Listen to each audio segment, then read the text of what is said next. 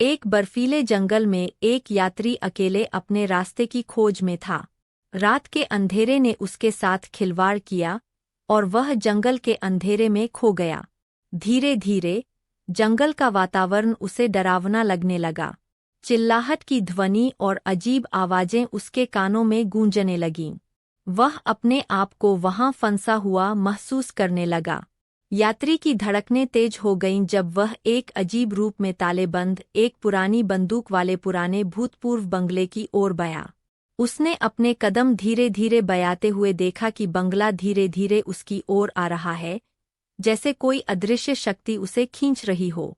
बंगले के आसपास पहुंचते ही यात्री को एक अजीब सा खौफजदा अंदाज महसूस हुआ।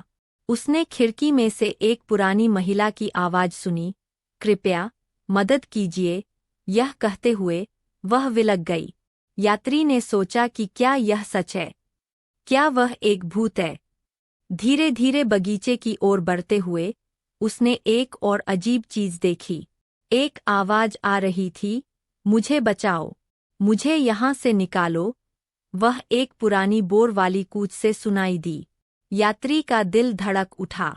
वह बंगले के अंदर घुसने के लिए तैयार था, लेकिन उसका ध्यान धीरे धीरे बृहस्पति की ओर खींच रही एक और आवाज के लिए गया।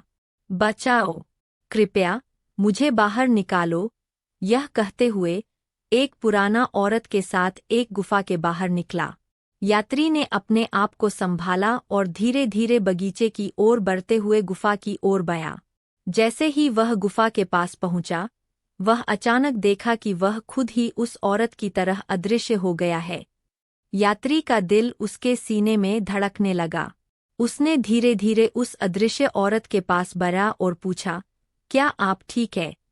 लेकिन उसके आवाज को सिर्फ हवा के तरलता से सुनाया गया। तभी उसने अपने आप को आंखों से खोला और देखा कि वह खुद ही वह अदृश्य औरत बन गया है। उसने खुद को हटाने की कोशिश की, लेकिन वह अब भी वही था। उसका दिल धड़क रहा था और उसने अपने आप को 1 मिनट के लिए खोजने की कोशिश की। यात्री को एक दीवार मिली और वह जानता था कि यह उसके लिए आखिरी राहत थी।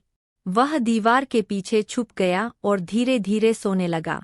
उसकी आंखें बंद हो गईं और वह सो गया। लेकिन उसका ध्यान धीरे धीरे उसी अदृश्य औरत की ओर गया जो उसके सपनों में उसे ले जाने की कोशिश कर रही थी। उसने चिल्लाया, लेकिन कोई उसकी आवाज सुनने के लिए नहीं आया। उसका होने वाला सुप्रभात अदृश्य औरत के साथ ही था।